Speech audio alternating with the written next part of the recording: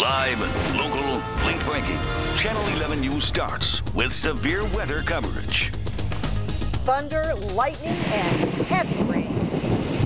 The latest round of strong storms just came through Pittsburgh, and those storms have not moved out of the area just yet. Meteorologist Scott Harbaugh is in Severe Weather Center 11 with Pittsburgh's most powerful radar. Scott. Yeah, Storm Tracker Doppler 11 radar has been very active this afternoon. Numerous warnings. Let's take you on a quick tour of what's going on right now across the area.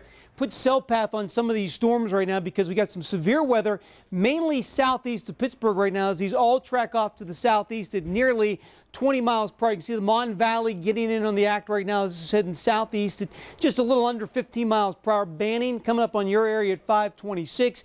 Fuller about 533. These storms have a history of large hail, gusty winds, and damaging rain across the area. Matter of fact, the flooding rain you're going to see just a minute. Some of the rainfall amounts in this area. This is the rate in which the rain is falling right now. Falling at a rate of nearly 3 inches per hour. Got another severe thunderstorm warning back to the northwest right now into Beaver County. That one goes until 5:45 this afternoon. National Weather Service, by the way, has just issued a new flood warning for Beaver and Lawrence counties. That continues until 8 o'clock tonight. Let's show you the warnings and watches that are out there right now. Severe thunderstorm warning to the south into Westmoreland, Fayette, in Washington County till 5:45, Beaver County until 5:30 this evening. Also a flash flood warning for Allegheny County until 7:15. We want to take you out to Chopper 11, which is flying high live over the flash flooding along Washington Boulevard. We got some reports of drivers getting stuck in more than 4 feet of water there. Now, this is near the Allegheny River Boulevard by the zoo. As you can see, that looks like a red car there to the left and a minivan of some sort, or SUV, that's stuck as well. This looks pretty deep here. Obviously, these cars are almost submerged as this water is continuing to rise. Apparently, this area has been a problem in the past. In fact, when we got some heavy rain a few months ago, several cars were trapped then. And as you can see now, this condition is pretty bad, and in fact, maybe worsening. We can't tell how many cars are there, and certainly we don't even know if there are drivers in there. I hope that's not the case. Well, when this happened last month, that's when it was, Darius, last month, one of the drivers that was stranded actually got out of his car. And what we want to remind people here tonight is you're really not supposed to get out of your car because you could be swept away. You want to wait for people to come and rescue you. And we understand there are rescue teams on the scene. Peggy and Darius, anytime you actually come across water like this, you definitely want to just turn around in that spot because it only takes six inches of water to knock a car off its axles a little bit and actually get you floating in that area. Keep in mind, this is the same area, as you two mentioned, flooded just last month. And the reason for the flooding today, some of these areas picked up 3 inches of rain in about an hour and 10 minutes. The good news, though, Peggy and Darius, the hardest of the rain done in this area, so water should begin to recede just a little bit. And those look like boats. Yes, there, it does. Those, in fact, could be some rescue boats there. You see the 2 boats that are alongside, the dinghies there that are alongside this vehicle that's underneath the tree.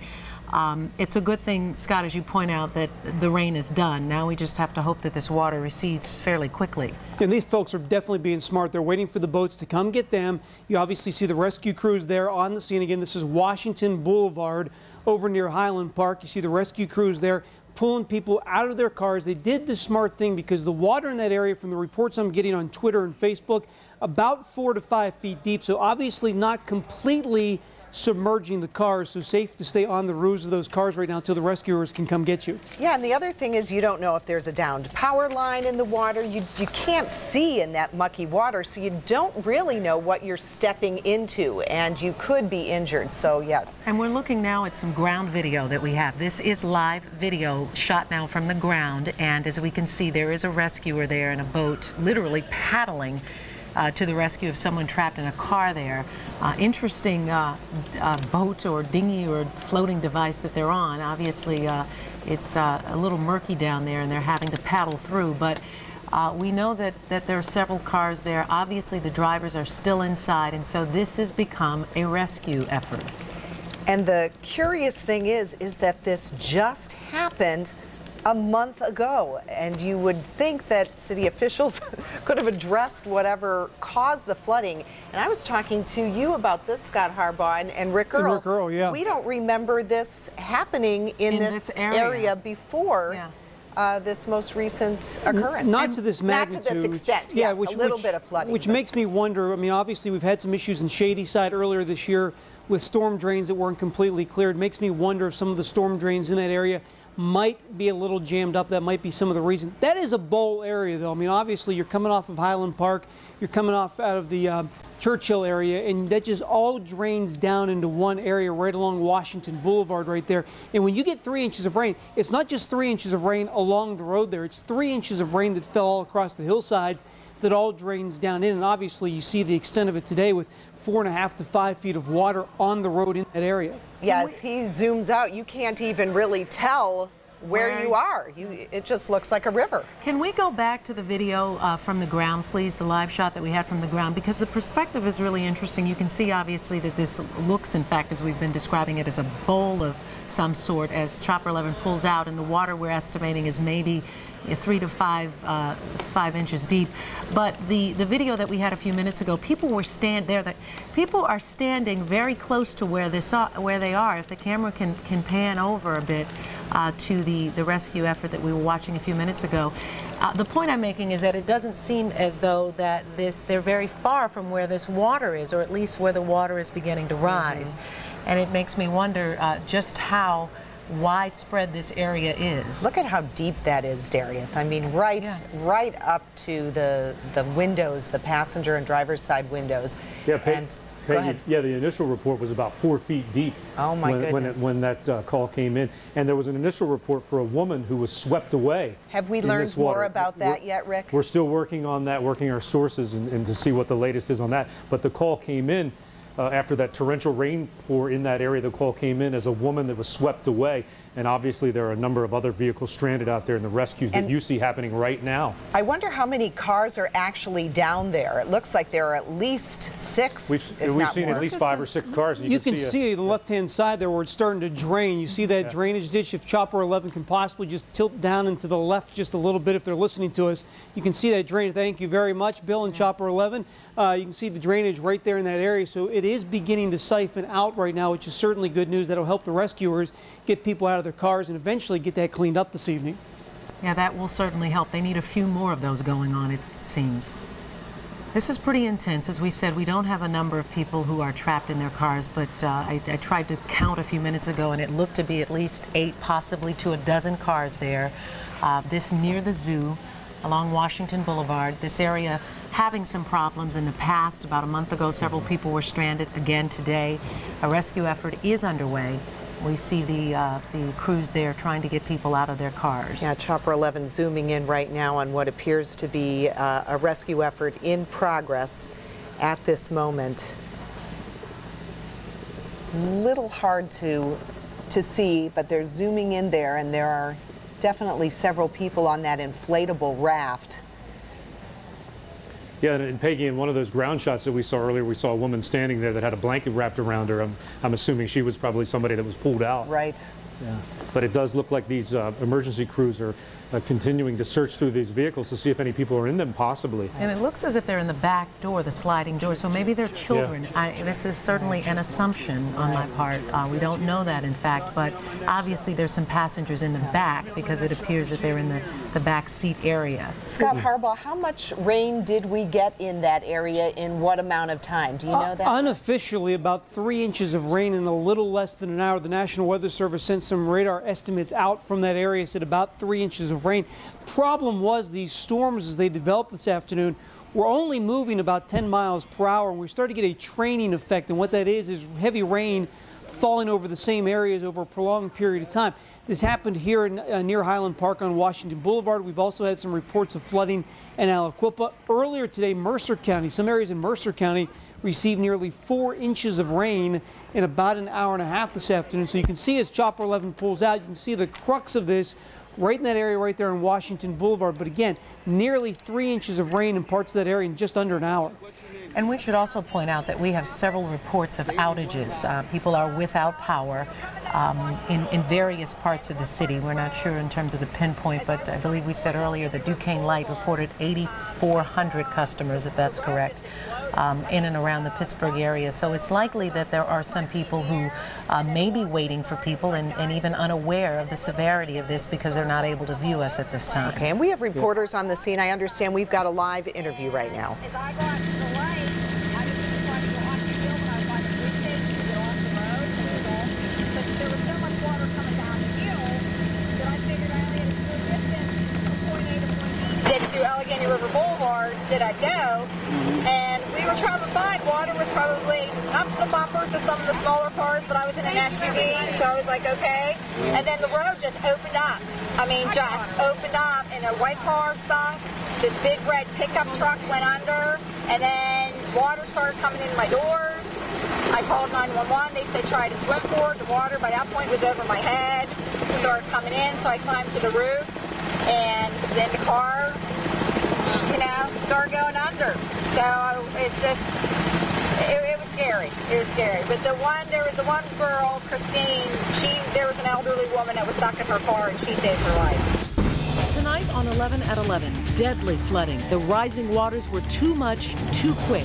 The car was already submerged by the time I realized that, someone was trapped. We're hearing from survivors who tell us how they made it out alive and learning about the search for a missing person. The road just exploded. Plus, a tree takes out part of this house. We go inside to get a closer look at the damage. The severe weather has moved out of the area for now, but we're tracking possible storms for the weekend. It's all part of tonight's Severe Weather Team 11 coverage. Live, local, late breaking. Channel 11 News 11 at 11 starts with severe weather coverage. Chopper 11 over deadly flooding along Washington Boulevard in Highland Park. The water came quick and fast, trapping people inside their cars and SUVs. Good evening, everyone. I'm Darieth Chisholm. We followed the rescues live tonight at 6, and we've uncovered a lot of new information since then. Here's the very latest. Investigators tell us 3 people are confirmed dead. They include an adult and 2 children. Emergency crews are still searching for 1 person who is unaccounted for, and Washington Boulevard remains closed tonight. We have Team 11 coverage of this major weather story tonight. Let's begin with Tamika Artist. She joins us live near Washington Boulevard, where the waters have receded this evening. Tamika? Well, Darieth, that's right. Rescuers are still searching for 1 elderly woman. They say that her car is here, but she is not. I can tell you that this was an unbelievable situation. At one point, Washington Boulevard was under about 10 feet of water. There were people hanging from trees and standing on tops of their cars, just waiting to be rescued. For a woman and 2 kids, those flash floods proved to be deadly. It was a tragic scene along Washington Boulevard. At some points down there, the water was over 9 feet deep. It had a lot of force behind it. These muddy streets now representing a story of survival for some, a watery grave for 3 people. That particular vehicle was pinned against a tree, and the occupants were unable to escape. The car was already submerged by the time I realized that, someone was trapped, but it was near where my car was. Tara Howes was on her way home when rainwater suddenly overtook her car and sent it floating toward Allegheny River Boulevard. Emergency workers and boats scrambled to save more than a dozen people stranded in 10 feet of water. She describes how one man tried desperately to save 3 people who died. I know that there was a man that was trying to help them get out, but he said he couldn't break the window, and he ended up climbing into a tree. I talked with several witnesses who say they've never seen anything like this. Some had to think fast to survive the rapidly rising waters. By the time I got my purse ready to get out, I couldn't open my doors. I had to climb out through the window and sit on my roof. A woman and 2 children, unfortunately not so lucky. Very sad. Well, as you can see, Washington Boulevard remains closed tonight. As for why those waters rose so quickly, the public safety managers could not say. They say that's something that they are looking into. We know that at least 30 homes are flooded this evening, and again, 1 person still unaccounted for. Reporting live tonight, I'm Tamika Artist to Channel 11 News. And as the waters rose, many people jumped onto the top of their vehicles. Some even tried to swim to safety. Channel 11's Kara Sapaita continues our Team 11 coverage with the survivor stories. Right now, workers are still trying to sort through all of the debris and the damage. When we got here tonight, rescue workers actually turned around and they pointed to spots where people were holding on for their lives, some clinging to utility poles, others standing on their cars, one man holding onto a tree. Drivers on Washington Boulevard tell us it turned into this high-rushing river in an instant. The road just exploded. I mean, the concrete flew probably about 4 or 5 feet in the air, and then water just started. It was like geysers. Chopper 11 was over the rescue operation as it was in full effect. Dozens of drivers and passengers trapped, holding on for their lives. Amy Lavrich tells us she thought she was safe because she was driving a large SUV. And then the road just opened up. I mean, just opened up, and a white car sunk. This big red pickup truck went under, and then water started coming in my doors. I called 911. They said try to swim for it. The water by that point was over my head. I drive an Oldsmobile Bravada. It was up over my roof. 79-year-old Bob Bailey was calling his relatives when we found him, letting everyone know he made it out of this nightmare alive. I was standing on my roof of the car, and the water was up over like to my ankles. So it was covered. It was completely submerged in the water. My car was floating, and there was a car next to me floating, and I was afraid I was going to get smashed between the two cars. Water rescue teams and boats made save after save, searching for survivors. Hours later, learning not everyone survived. I heard a lot of other people hollering. I was looking around, and I'm hoping that everybody would be okay, you know what I mean? I hope everybody made it. Tonight, the city is left with a massive cleanup and a lot of questions, like how they can prevent a tragedy like this from happening again. Reporting along Washington Boulevard, Kara Sapaida, Channel 11 News. Well, this is not the first time we've seen flash flooding in this area. We searched our tape library and found at least 3 other times the road has been flooded. Here's a closer look at the location we're talking about to give you a better idea of just where this is. Our map shows Washington Boulevard at Negley Run Boulevard. So 1 month ago, it was a similar scene on Washington Boulevard. Water rose quickly, causing parts of the road to buckle, and drivers were left stranded. The waters also rose quickly back in June of 2009 as well, closing the road after part of it buckled from the flooding.